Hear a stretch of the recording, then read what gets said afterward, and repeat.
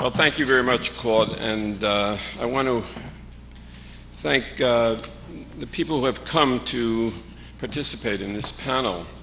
It's generous of them to spend time not only taking a look at the book, but to share with me the possibilities of discussing this topic further. So Geoff and Richard and who else is there? Matthew. It's great to have you here, so thanks very much.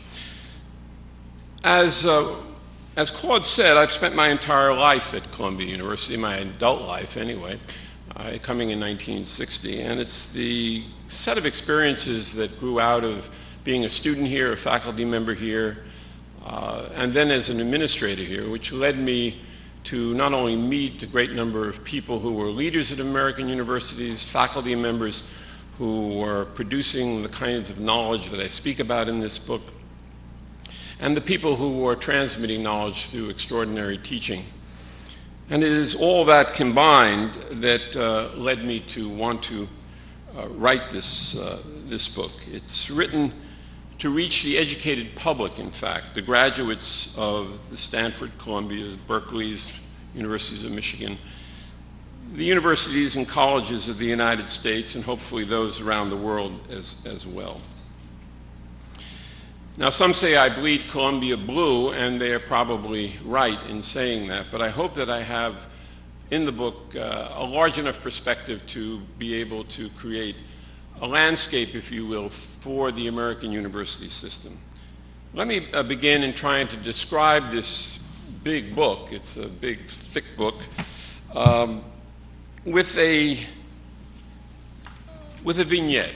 And it's taken from the very beginning of the book, and I'll quote it, and then I'll try to introduce the other sections of the book to you. Let me begin. She stepped onto the stage before 150 of the nation's leading scholars and scientists to describe her biological research and discoveries.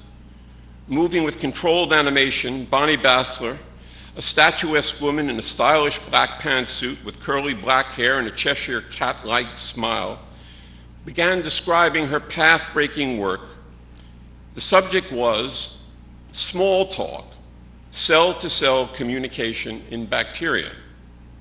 Over the next 20 minutes, Professor Bassler entranced this diverse and acutely analytical audience of the prestigious American Philosophical Society with stories of the molecular mechanisms that bacteria use for intercellular communication.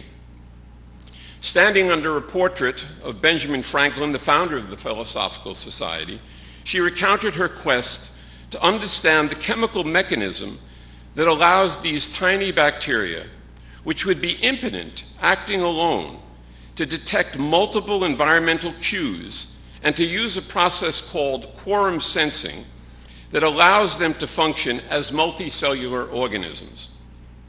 Acting together, the bacteria gain the power and potency to organize collective activity, possibly to strategize, and to assault the body and cause disease. Using quorum sensing, the bacteria are able to count themselves, and after reaching a sufficiently high number, they all launch their attack simultaneously. That way, the bacteria have a better chance of overpowering the immune system. Bassler has demonstrated that this form of chemical communication can be found in some of the world's most virulent microbes, including those that cause cholera and plague. Now, working with her students from around the world, Bassler is doing fundamental science at an extremely high level at her laboratory at Princeton University, as well as collaborating with others at America's great universities.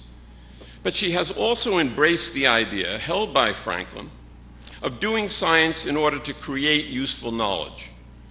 The bacterial diseases that Bassler studies have special relevance for biological defense against bioterrorism, since many of the pathogens she studies are among those that experts believe bioterrorists would try to use. She works with the goal of developing molecules that will have potential use as antimicrobial drugs aimed at bacteria that can cause lethal diseases such as anthrax. She wants to find a way to stop the bacteria from talking. Now, Bassler is just one of many extraordinary gifted people found in laboratories and classrooms of America's great universities. Like them, she's the product of the greatest system of higher learning that the world has ever known, and her works build on the past achievements of these academies to advance our understanding and well-being even more. What she and others are doing is transforming American society, developing knowledge that helps to generate new industries, to improve public health, and to create higher standards of living for Americans and people throughout the world.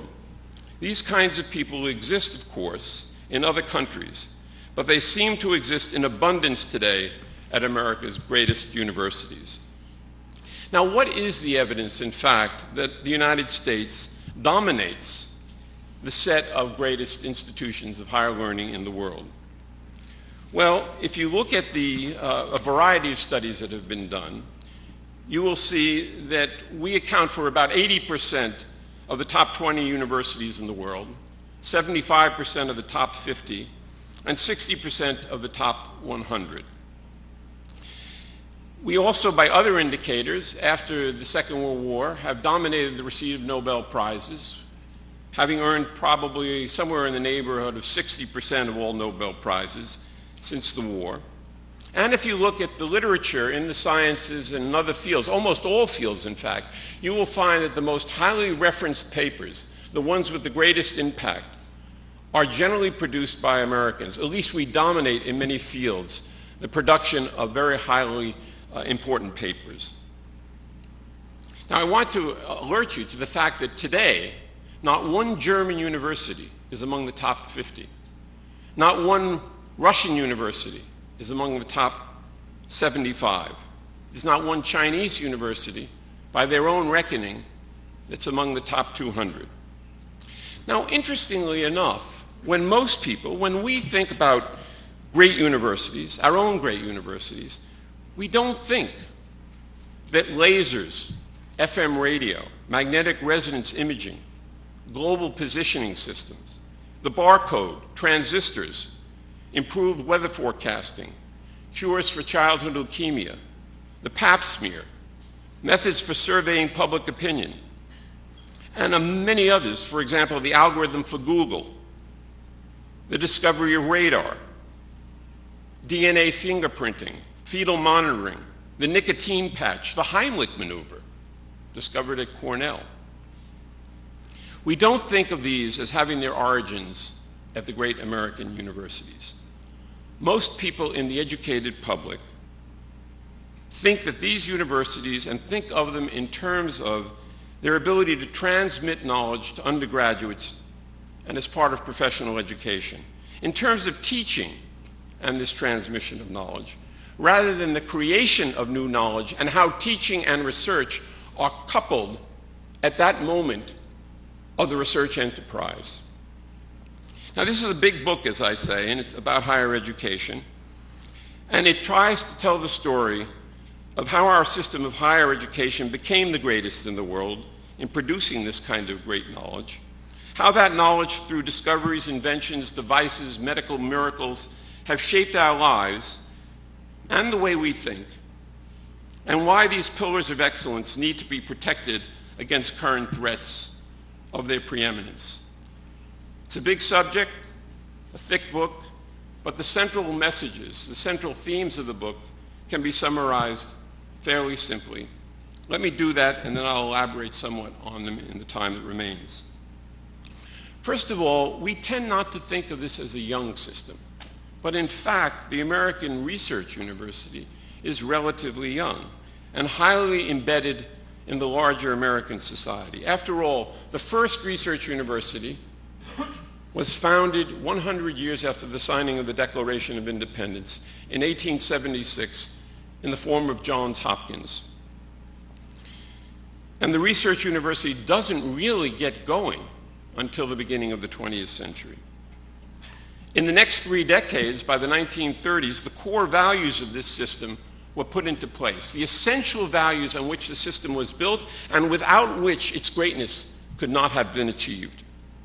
The structures were in turn built on those value systems, and they would be built in a way that would express themselves in the ability for us to have unmatched discoveries coming from these institutions.